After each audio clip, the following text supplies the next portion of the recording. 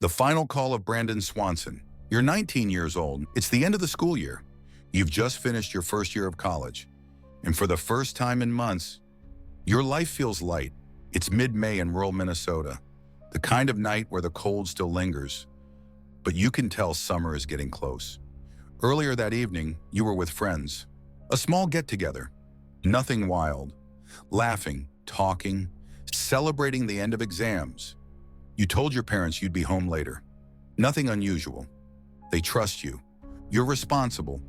You show up when you say you will.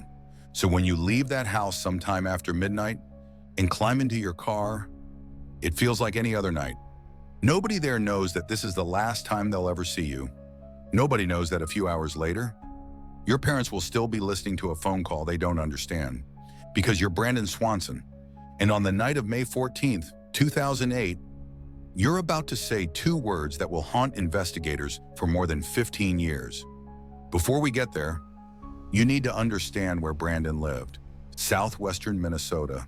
No cities, no bright lights, just long, straight roads, small towns, and fields that stretch so far you can't tell where they end. In those places, nighttime is different. Once you leave town, it's black. Not the soft, friendly darkness of the city. Real darkness, where distance disappears, and even sound feels muffled.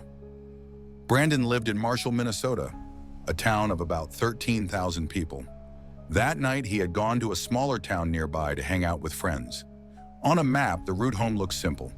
2 turns and a short drive, nothing complicated, but at night, in rural areas, everything changes. A road looks familiar when it isn't. A turn feels right when it isn't.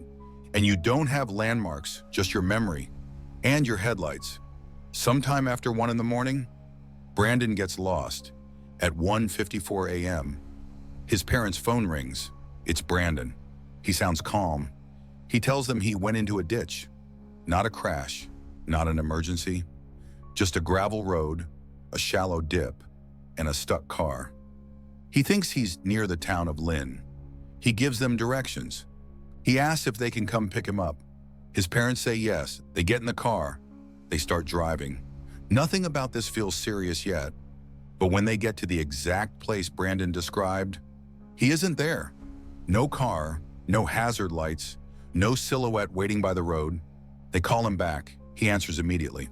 Still calm, still sure he's near Lynn. So they start troubleshooting. What do you see?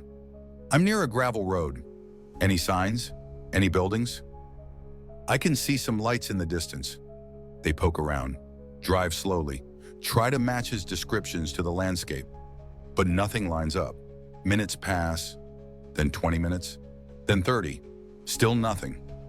The strange thing is this, for most of the call, Brandon doesn't sound scared, just irritated, confused, trying to figure out where he is.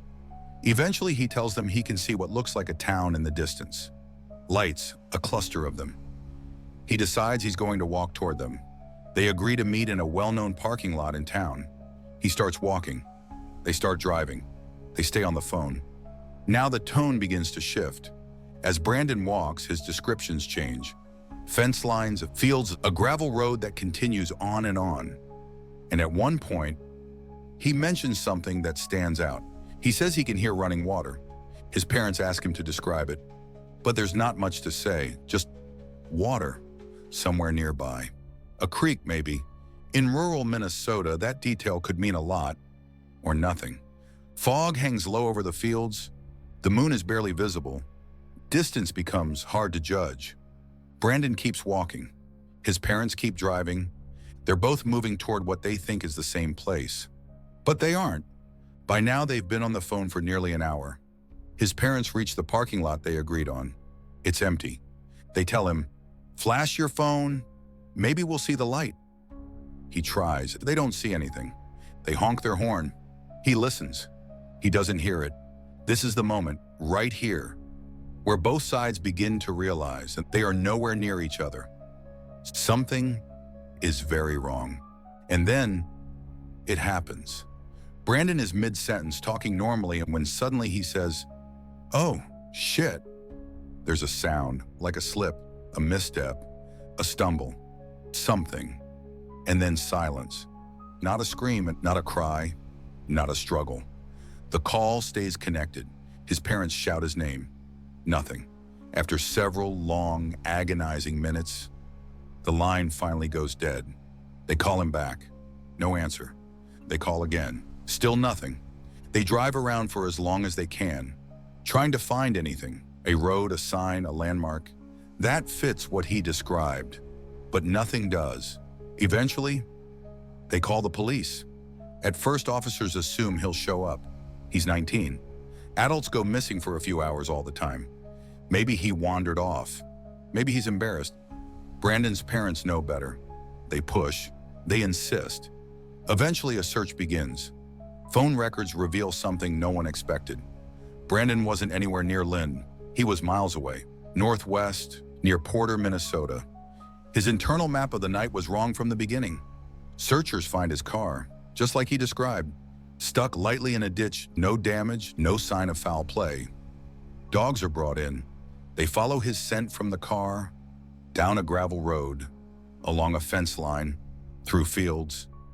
Eventually, they lead searchers to a river, the Yellow Medicine River. The dogs alert at the water's edge. But here's the strange part. Downstream, cadaver dogs never consistently alert. There's no floating clothing, no sign of a body, nothing. The river holds clues, but no answers. People assume the simplest explanation: Brandon slipped and fell into the river. It's possible, but that river isn't deep everywhere. In many places, it's shallow, knee-deep. Searchers comb the area again and again. Nothing ever washed up. No wallet, no phone, no shoes, nothing. Others think he fell on land, hit his head, got knocked unconscious. In that version of events, his body ends up somewhere just out of sight. Tall grass, brush machinery, animals, time. A lot can happen to a person in a rural landscape. A third theory suggests foul play. Maybe someone else was out there.